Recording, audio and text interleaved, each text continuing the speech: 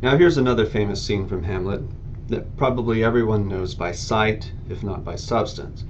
This is the "Alas, poor Yorick, I knew him, Horatio" scene, where Hamlet is presented with the skull of a court jester he knew in boyhood, and who he remembered made a lot of people laugh.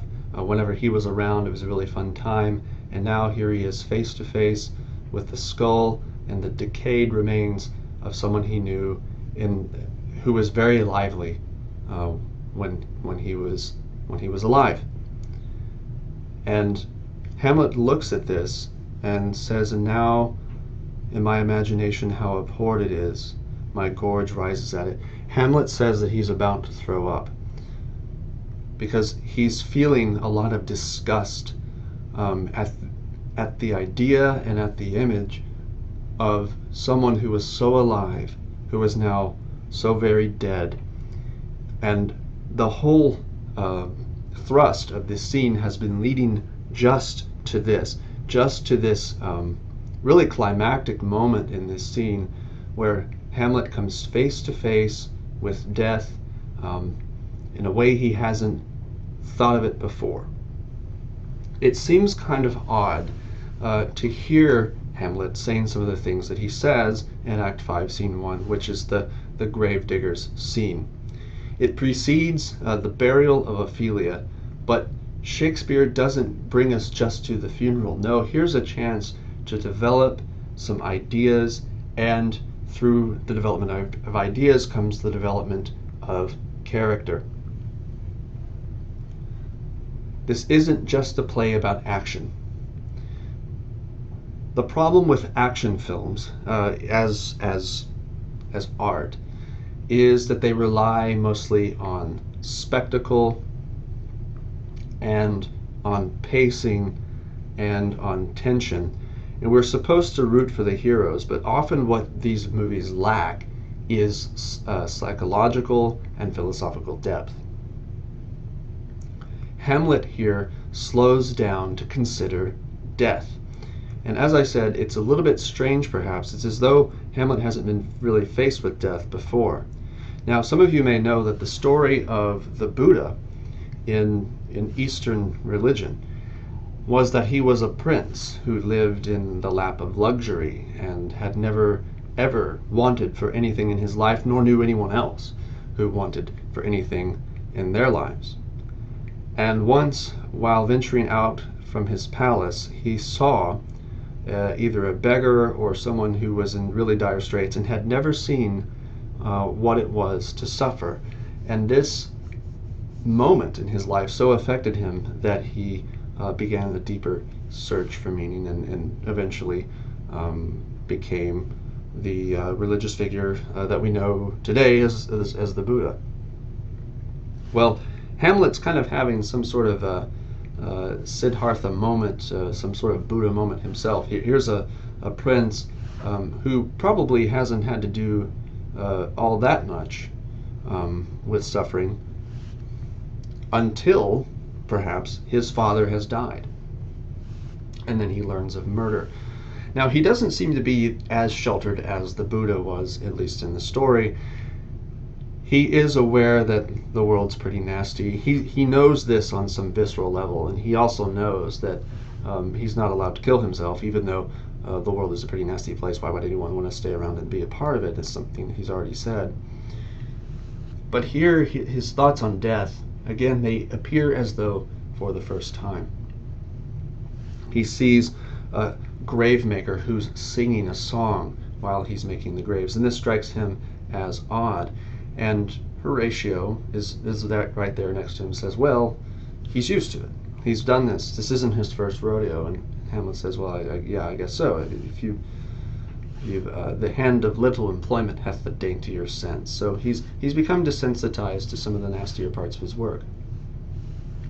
He also sees how this gravedigger, who's on the lowest rungs of society's ladder, is throwing bones around that could have belonged to people who in life were far more important than this gravedigger is. And so he sees a kind of reversal of fortune and position in death. And so there's there's something that we're supposed to meditate on there, is this how death levels all of us. He also sees how the gravedigger speaks to him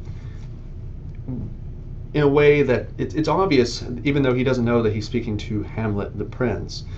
He does know that he's speaking to someone who's of higher birth than he is. For one thing, Hamlet addresses him as Sirrah, which was a form of address from a social superior to a social inferior, and the gravedigger responds by calling him Sir, which is an acknowledgement of his position. So they know that they belong in two places in society.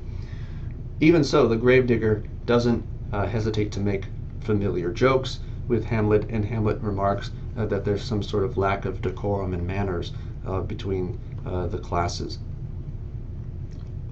But at the same time that this seems to bother his princely sensibilities, Hamlet also is beginning to open up to the idea that death means maybe none of us is really all that important in the grand scheme of things. So when Hamlet confronts the skull of Yorick, this is, as I said, it's a culmination and a climax of some earlier thoughts that Hamlet develops and slows down to think about. One thing also about position and power is that Ophelia is going to be buried in a Christian burial, although not in the full pomp and circumstance of that, because the church doesn't want her to be buried in that way due to the fact that she's a possible suicide.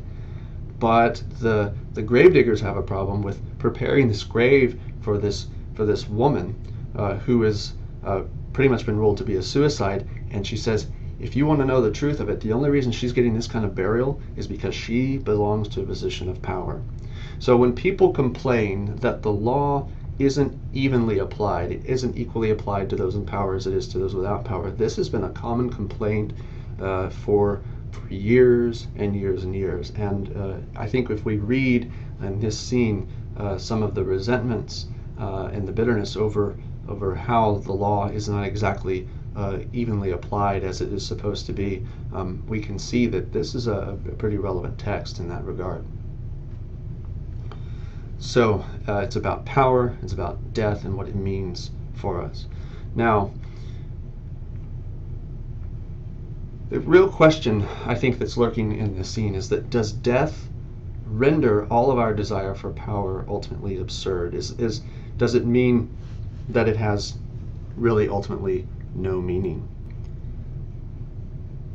There's a moment after Hamlet confronts the skull of Yorick, thinking about how this lively court jester is now this skull without even a jaw. So he definitely couldn't make jokes if he wanted to. He says, do you think, Horatio, that Alexander looked after this fashion in the earth? He says, do you think this is how Alexander looked? Alexander, the great conqueror from ancient Macedonia. And Horatio says, yeah, even so. He says, and smelt like this. He says, yeah, that too. And then Hamlet says, to what base uses we may return, Horatio.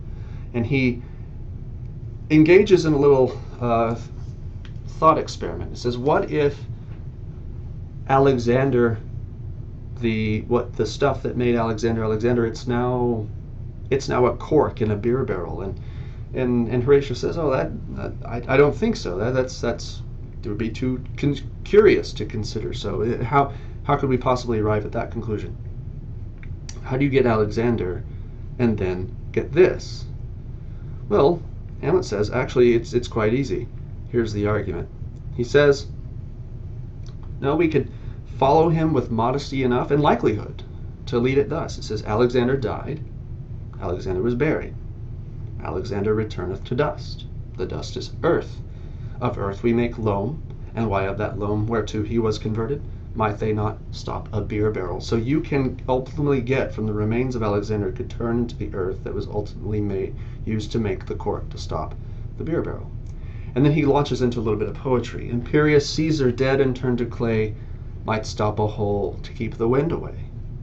Oh, that earth that held the world in awe should patch a wall to expel the winter's flaw.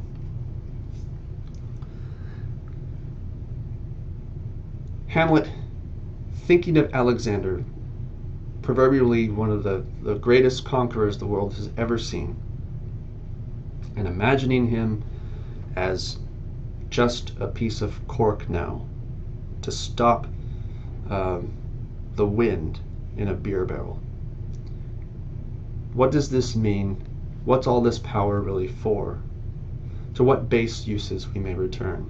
This is a theme that Hamlet has picked up before with Claudius, when he said that a king can become really ultimately food for a beggar, in that a king can die, can be eaten by worms, the worm can be eaten by a fish, the fish can then be eaten by a beggar. So there's this kind of, as it were, circle of life here, that even the most powerful can then become among the most base and ultimately just things used for ordinary people. So there's this kind of meditation on what it's all about, where we ultimately go, and so on. And you'll notice that Hamlet doesn't really speak here anywhere of the eternal fates of these important people. He doesn't talk about whether Alexander went to heaven or to hell. He doesn't talk about the lawyer who he imagines might be one of the skulls who argued great cases. He doesn't imagine that lawyer is now in heaven or hell. He doesn't talk about that. He's talking about what it means here on earth when we die. And so the fact that he doesn't introduce heaven and hell into this question is to me interesting, because for him earlier in some of these soliloquies, we saw how he was certain that suicide meant going to hell. He was certain that, or he was a little bit less certain of it in the To Be or Not to Be soliloquy, at least on the face of it, that it meant going to hell. And we wonder what's happening here with Hamlet. Now he knows that the ghost is genuine. He therefore has good reason to believe there is an afterlife, that heaven and hell are real, and yet he's not really mentioning that here when he meditates on death. And the very fact that there is no heaven, no hell here, I think raises very interesting questions about the kinds of meditations and philosophical reflections that Hamlet is entertaining here. And so this scene, I think, is worth also a lot of consideration before even we get to the action part, where Ophelia and Laertes, where Ophelia is buried and Laertes faces off against Hamlet, which provokes resentments leading toward the final scene. So this part of the play, where Shakespeare kind of slows down and thinks about death from another perspective entirely, just shows how large and capacious this play is for absorbing a lot of different philosophical moods and themes, and well worth noting as we continue.